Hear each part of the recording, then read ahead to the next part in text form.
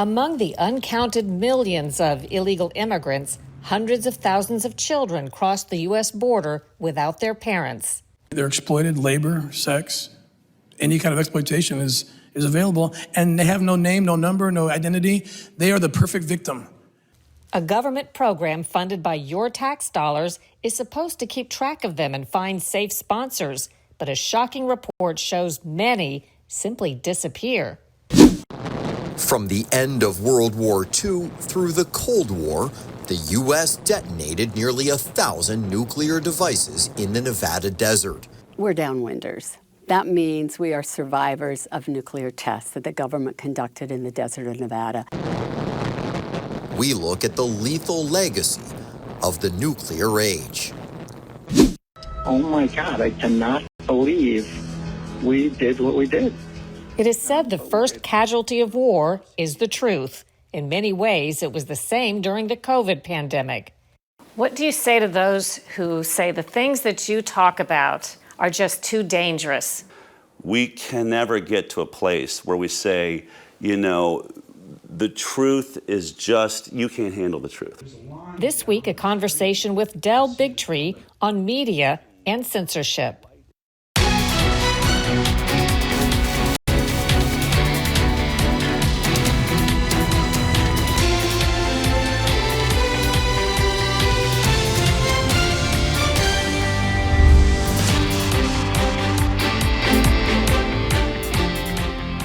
Welcome to Full Measure. I'm Sharyl Attkisson. Donald Trump was elected in part on the promise of ending the border crisis that's brought in a record number of illegal immigrants, including huge numbers of children. In August, the Inspector General seemed to confirm the worst, issuing an urgent report saying the government has lost track of more than 32,000 of these children over the last 5 years. Some have been trafficked into the hands of criminals and gangs. Today, we hear from a whistleblower who says the government has been sending vulnerable kids to live with sponsors vetted through little more than an honor system. The implication of what you're reporting is that the federal government is using taxpayer money to facilitate the end of the trip for the human traffickers. Yeah, I mean, it's nothing less than taxpayer-funded child slavery, nothing less. Deborah White is a federal whistleblower. In 2021, she took an emergency assignment helping process the masses of unaccompanied immigrant children flooding illegally into the U.S. as President Biden took office and the border crisis exploded. Do most of the kids that were coming across without a parent, do they have the name of somebody they already know is in the U.S. that will either take them or sponsor them? Is that a relative? How does that work? Yes. So typically the children will come with information either pinned onto them. It can be Sharpied on their arms sometimes, notes, but all of that information is then taken by the Border Patrol and then put into their systems over at Border Patrol. Is the goal that the federal government then tries to get those children to the place that's written in Sharpie or pinned to their clothing? Correct. That's where we would do the vetting of the sponsor, right, to ensure that they were who they said they were. But this is all a self-certification process, right? Okay, so the kids are going to illegal immigrants or undocumented people here? Yes, that's correct. Where is the protection to make sure that you are not, as a federal agency, facilitating the trafficking of the child into the hands of somebody who's mistreating them or even a pedophile ring? And that's the crux of the matter, is that we didn't have that ability.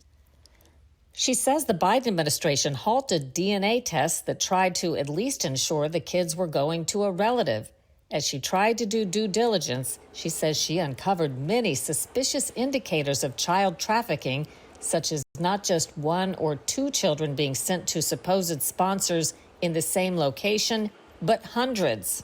When you have, 329 children and counting going to, 2 buildings, right? And you can't physically house all those children, then you've got a serious problem on your hand. Then you've got something criminal. Is that how many kids were doing? So yeah, that was in a case in Houston, Texas. Yes, 329 and counting. She says one anxious boy confessed to her why he was pressing to be sent to his requested sponsor so quickly.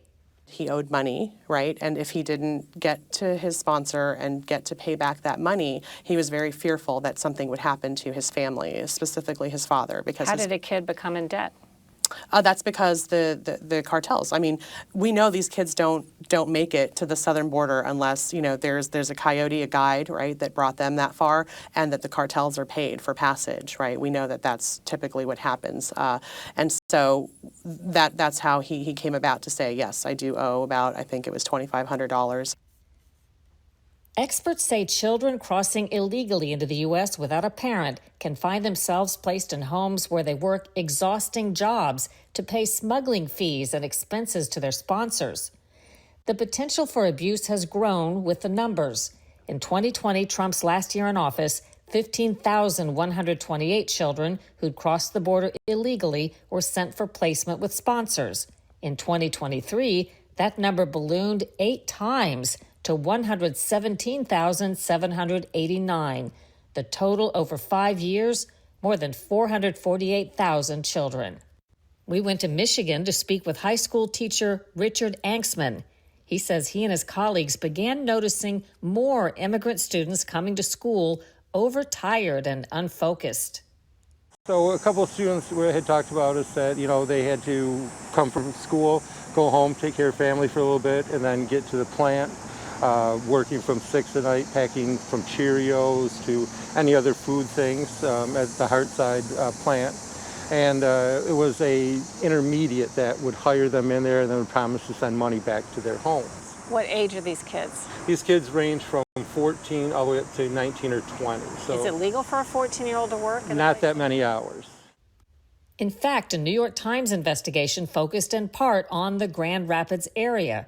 It exposed children working on overnight shifts and dangerous factory jobs that can violate child labor laws. Do you feel like there's an organized network that finds these kids and knows that they're in that situation? Yeah, we think there was at that time. Did you get the sense any of them were being forced to work? Some, after we reflected back after the story, we could kind of tell that some of them, yeah, probably were being forced, especially the younger sibling of one of the kids in the story. We were stunned that she was 12 years old and she was still working these hours, living in a place that we couldn't account for. In July, Senator Chuck Grassley released internal records showing the government knowingly sent some children to a gang-affiliated sponsor and household with connections to the violent MS-13 gang. Then in August, a stunning urgent report from the Inspector General. It said the government was not able to account for more than 32,000 children who'd entered the U.S. illegally over the last 5 years. Thank you, Mr. Chairman. Thank you. At a hearing last year, Tim Ballard also sounded the alarm. He's a former federal special agent on a task force on internet crimes against children. A child can be sold up to 20 times a day, 6 days a week, for 10 years or even longer, depending when the abuse began. Would you agree that this is probably one of the worst human trafficking events of your lifetime? Right now? Absolutely. They don't have a home. Maybe they have a sponsor, but guess what happens to them?